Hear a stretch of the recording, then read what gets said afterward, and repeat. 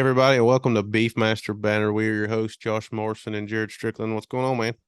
Oh, not a lot. Got a whole lot of sales to get through. Yeah. To Pull through uh it right quick. to go through. We'll start with next gen. They had 112 bulls, Beefmaster bulls. This is just Beefmaster bulls. Um, totaled somewhere right around $740,250, and the average was right at $6,600 on the bulls. The high seller was lot 131. He brought 35,000, and that was a CJ's Revolution out of NG Smoke, which is a McAllister daughter from 6X Beefmasters, which is Gary Osmondson. So congratulations to them. The females, they sold 28 females with an average of 10,905 and a total right around 315,500. So that was a great sale. They lit it up for sure. Go to the next one. We'll hit Live Oak next. It was a total of 74 lots. It was $269,050 was the total money brought there. The average was $3,635.81. We had the high seller come in at $8,500. That was sold by Dave Moore of Diamond M. Congratulations to them. The next one was the Lissies biannual sale. Make sure I say that right. They had 46 lots. They brought $744,052 total. And looks like the average was 16,174. The high seller there was that lot 6 for 70,000. Big money price there. Yes, it was. And genetics on that was an Enforcer times Joella. Some really good sales going on. Isa Beefmasters was the next one we needed to go over. They had 100 lots. It was an average of $5,840. The high selling bull there brought 18,000. Snyder 0481 times L bar 8440. I think, didn't they say that might have been their highest average they've had?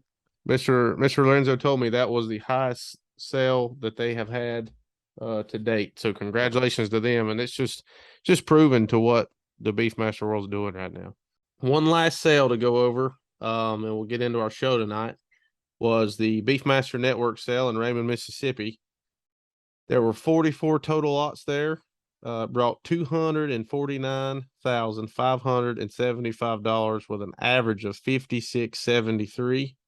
And Jared, do you have the genetics there? I didn't have that one. Okay, I have it right here. So it was a bull, lot 33. It was a Kong son. He sold for $30,000. Randy Mason sold him. So some really great sales. And we're right in the middle of it, and we're getting ready to do it even more here in the next month or so. So I look forward to seeing what all the sales are going to do to round out the year. And again, it's just goes to show the excitement in the Beefmaster breed right now with the way everything's going. Tonight we have our guest is Mike Radwanski. How you doing, Mike? Doing great, sir. How you guys doing? Doing good. Didn't butcher that name, right? No, it's I've heard it a lot worse, but that was perfect. Perfect. All right, cool. Yeah. Mike, tell us a little bit about yourself. I feel sure there are probably people out there that don't know who you are. Maybe just give us your background, what you did before Beefmasters, what brought you to Beefmasters. I'm with Radwanski Beefmasters. Obviously, it's ran by my wife and 2 kids. We run a heifer development program and our seed stock operation out of our ranch in Victoria since 2012. Prior to that, I was in Alaska for a couple of years. I worked up there and always had in mind to get into cattle ranching. Kind of grown up in Florida, it's kind of it's a good pastime going through high school. I got to work on a lot of different ranches and see a lot of different bulls, and I always enjoyed seeing the Beefmasters. I mean, one of the first bulls I saw I couldn't even tell you what ranch it was, but I remember it was a Rockin' F, a Gary Frenzel white bull that they named Salty. And, he was real gentle out in the pasture, but he was salty in the pens, hence the nickname. So, but we basically run a preconditioning yard. We do sale prep for the BOF group. We're starting to do all their sale heifers for them, and then several of the co-op members also. But basically, we're just it's a full service. You can trailer wean your calves, drop them off. We can dehorn them, brand them, DNA, carcass ultrasound, AI, even help market them once they're finished and everything else. Yeah, and then we typically only do Beefmaster at this point. The Beefmaster has just been really good to us. We've been in it for about 10 years, and just really enjoy the fellowship. I mean, the Beefmaster, you're not going to meet nicer people than the Beefmaster breeders. But yeah, let's see, what else do we do? We run the FMC fall cow calf operation in Victoria. Raise a lot of bulls for them. Get them prepped to go to the BOF sale. It's a PX feeders. They do a lot of the prepping for the 3 bull sale, or we have 3 bull sales here. We have one in Brenham, Texas, which is actually coming up in 2 weeks. They got 100 bulls and 40 hand-picked jam-up females. And then we have a sale in Florida that just passed. Had a pretty good bull sale in Florida as well. And then we have a spring sale in Oklahoma. So that's pretty much what we got going on in Victoria. So you stay busy with it. Sounds like it's a full-time job to me. Yes, sir. That's all I do for a living is cattle. So, it's just it's a whole lot of animals, and it's just like I said, it's my wife and two kids, at 3 and a 6-year-old. So the disposition is definitely a selling point for us. I mean, as far as caring for them, it just makes it a whole lot easier. They're easy to handle. They breed good, they grow good, but I always found it real interesting, the foundation herd. It's basically the longest ongoing experiment in the livestock industry, I mean, in the world. So that's pretty cool to watch. They're just making the move to fowl fury, so that's real exciting to see. So I just really enjoy the Beefmaster. They grow good, they're healthy. I mean, I don't really doctor too many. I mean, you have occasional hoof rot and stuff like that, but for the most part, just super, super healthy, even in the weaning process. I mean, people trailer wean them, and it's very seldom that I have to doctor calves. I mean, they're just the hardiness is really impressive. Awesome. Yeah, I agree with that 100%. Especially since you're doing the preconditioning. That's a lot of times where you deal with a lot of the sickness and things like that. So you get to see that firsthand and see how well they work. So that's good. Yeah, pink eye is not. I have never treated a single. I mean, I'm gonna knock on wood, obviously, but I've never had a single case of pink eye. Or, I mean, you get ringworm, normal stuff like that. Some will get a little cough, and they typically just kind of you keep an eye on them, and if if it gets too bad, you got to doctor them, obviously. But for the most part, I mean, the Beefmaster the hardiness is just really impressive to me. Well, I guess moving forward, I know you mentioned that you're in some with the Beef Over Forage guys. So what kind of genetics as far as bulls and cattle y'all are using on your ranch? We kind of just we select our bull selections based on results. I mean, we just you just look at the sales, the bulls that continually just put bulls at the top of our BOF sales.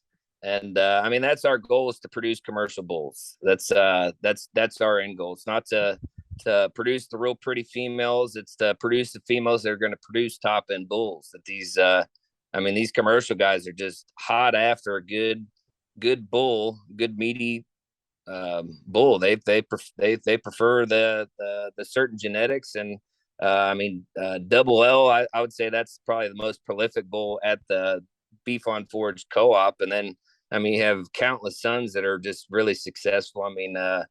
LL 716, they call him Turd because he was turd ranked. And then, there's Frenzel 7414, Tank 376, Tank 376, also a double L son. And then there's JK 1001. I'm sure you've seen his name for the ribeye trait leader for ribeye.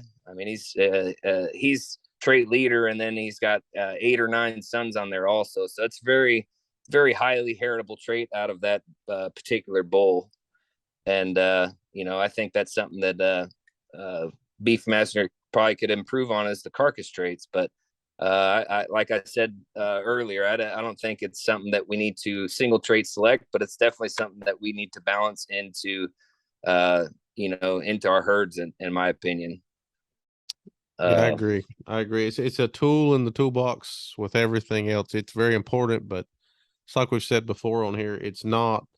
You've got to be careful, like you said, to single trait select. Kind of stay away from the crazy numbers and just try to eliminate the bottom numbers, and always try to get better.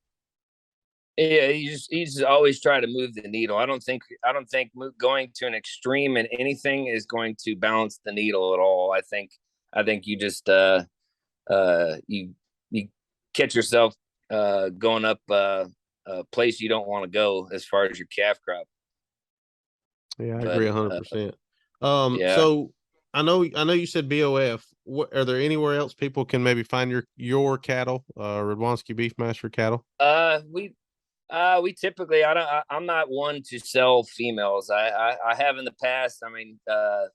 Grass gets dry. You gotta sell some, make some room, and pay some bills. But I typically don't sell females. I got some females selling in 2 weeks in Oklahoma, in Burnham, Texas, on the 15th at the maternal collection sale. And then I'll have some females again for sale in the Texoma sale. But mainly our bread and butter is bull calves. Like I see people, curse all the time. Oh, all I got is bull calves. And man, that's what I want. Heifers, I don't think you improve your herd by selling your best females. I've talked to several different people, and they'll all tell you the same thing. Talk to Lorenzo or Mark Blau, Mr. Frenzel, Gary Frenzel. All those guys, you talk to them, and it's a really cool thing for a sale manager to tell you, you're not selling that female. You need to keep her in your herd. And, you always want to put your best foot forward. But when the sale manager turns away your heifer because she's too good, it's something, it's pretty rare in this day and age. It's a good group to be a part of. A lot of progressive cattlemen that, we're, BOF works really well because from top to bottom, everybody brings something to the table, and we all work really hard at it from top to bottom. We have new people. I had the Gillespies. They're fairly new to the Beefmaster breed, and they came out and helped us video the heifers, and they had a really good year. They have the lot 1 bred heifer, and then the second high grading open heifer. So that's really cool to see. Then lot 1 this year is out of it's this 3rd time consigning. So it's just a really good group to be a part of, because it doesn't matter whose name's on it. The best bull is going to sell as lot 1. So it's very competitive. So it's great. It's a great group to be a part of. And it sounds like to me, that competitiveness helps the whole group rise as well. Absolutely. Ship rises with the tide. You just we all share bulls, and I'm using a bull that I borrowed from a good friend. He's probably going to end up being a semen sire for the BOF group, but he was lot 3 in Texoma 3 years ago, and I actually know the bull firsthand. He actually was born in Victoria, raised in Victoria, And then at weaning, he goes to Evan, Texas, to PX feeders to go through the grow safe systems. And then he sold his lot 3, and I couldn't afford him. But I luckily have good friends, and I was allowed to use the bull for this fall season. So I'm excited about that. And but we affectionately call him Dub. FMC 9706. He's I couldn't even tell you this genetics. We just look at results. That's how we base our a lot of our selection. And then inside our group, we just know that those we don't really need to look at those, because the work's done at home on our culling process, and our management at home is just it's kind of cutthroat. Well, in my opinion, it's the way it needs to be done. It's you call, the better you cull at home, the better off everyone is. Oh, absolutely. I mean, they sell 200 bulls, and I think it was the top end of 400 bulls. So you had 50% of the bull calves that people sent to because they think they're the best calves. 50% of them go home. And that's probably that ain't no telling how many was cut before then, before the 400, we just kind of did a rough estimate, just kind of talking, and the BOF herd's about 2,500 head. So then you figure half of them, so 1,250 head are bull calves, and then you have 400s are going to be sent to the BOF sale, and then out of the 400, there's only going to be about 200 that sell. So very competitive, and just the bull making the sale is an accomplishment in my eyes. I mean, it's really tough and competitive. Just makes you try harder. I mean, I didn't have the best of year with bulls. I think I had a bottom end Florida bull, and I got a bottom end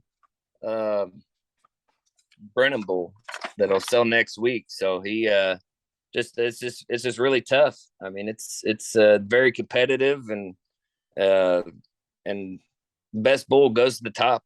I mean, Little River, they did an outstanding job raising that lot 1 bull. And it's out of Double L, son. I don't know. You guys see a Double L a little bit in those genetics, or JK 1001 or Trademark. McAllister's another one that's sold through BOF, and that's a JK 1001, son. But I'm sure familiar. McAllister, that's a BOF bull. He's bought in Texoma, McAllister, Oklahoma, and I don't remember which year it was, but but he's a BOF bull. And he's got lots of calves.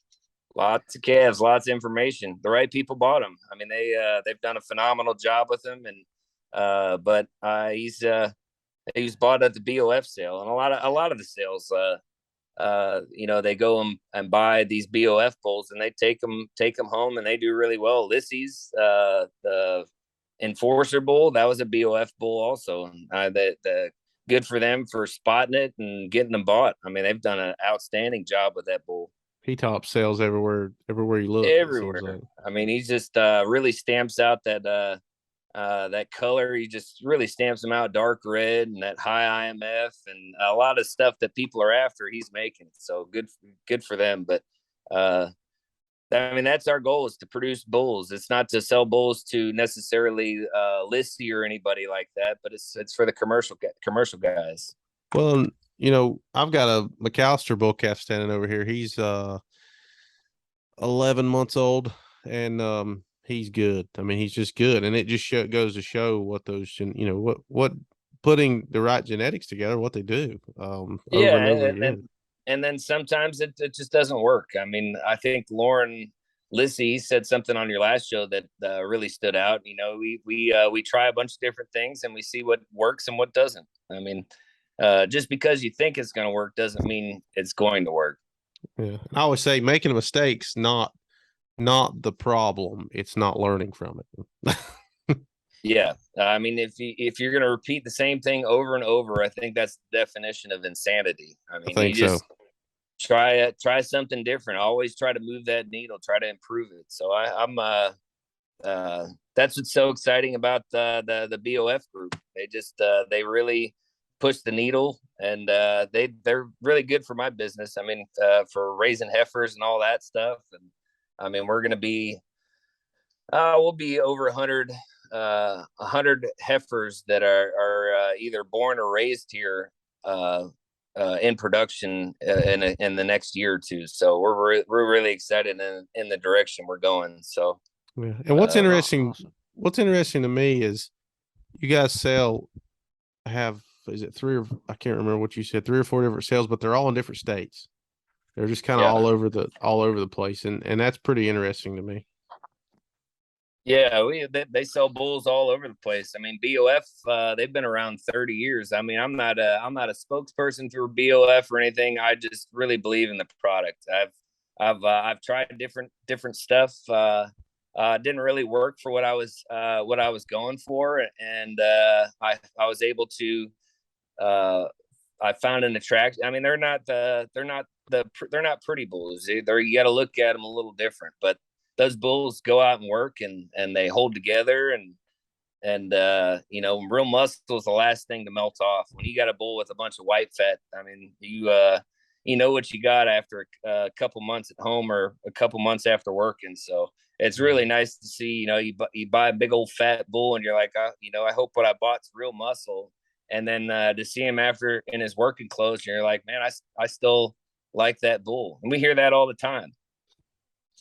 So that's easy fleshing. I mean, that's definitely a perk, something that I think Beefmaster actually need to work on a little bit. But well, that kind of leads us into another question.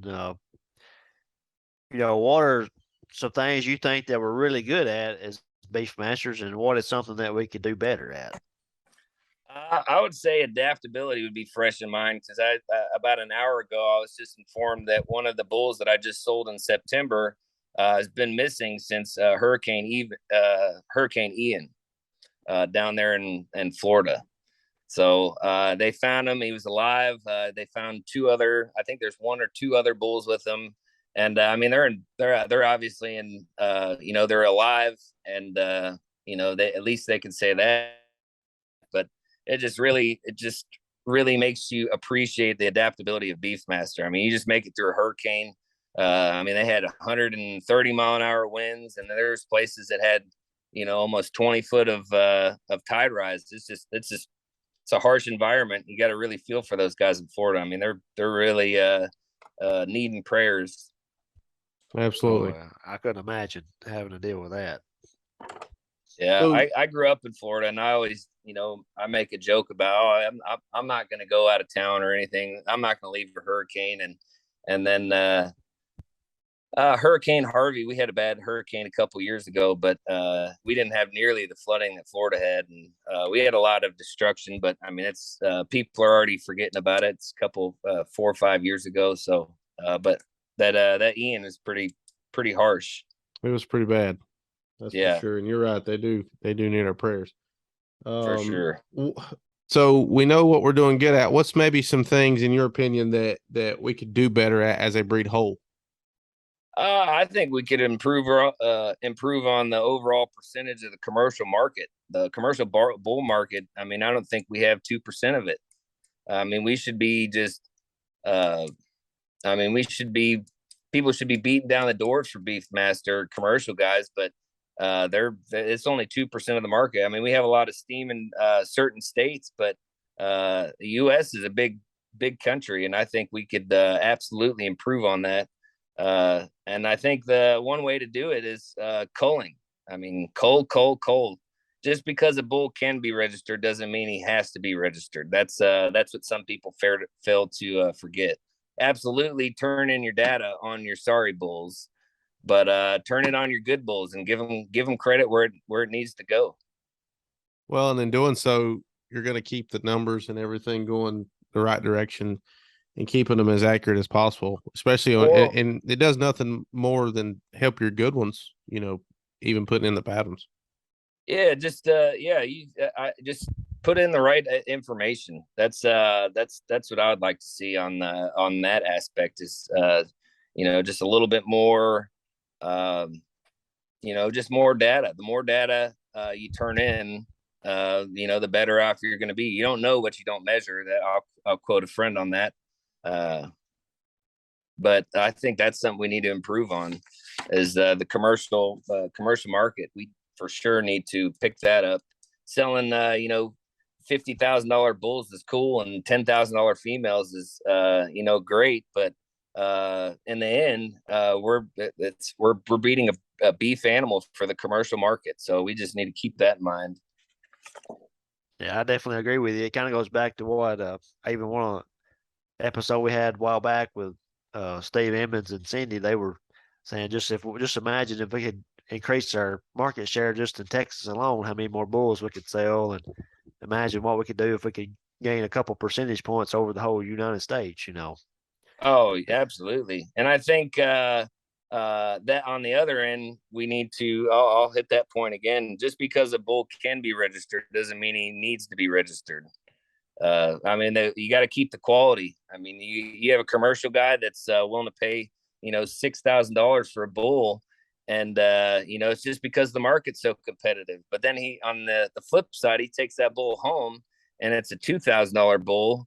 What are the chances of him coming back to buy another Beefmaster bull, or his neighbors buying a Beefmaster bull? So you just gotta keep the quality up, and you gotta do some nut cutting when it's needed. Yeah, it like kind of like we was talking about, everybody working together, everybody rises to the top. It goes the same way. It was, if you send out a bull out there that's inferior, then somebody uses it. You may have lost us a potential customer for the rest of their life, and all their neighbors and whoever else that they see it. Yeah, and then that's say a guy, say it's a guy with a 20 head. So say every 5 years he needs a bull, and then in your lifetime you're going to get 20 calf crops in your lifetime.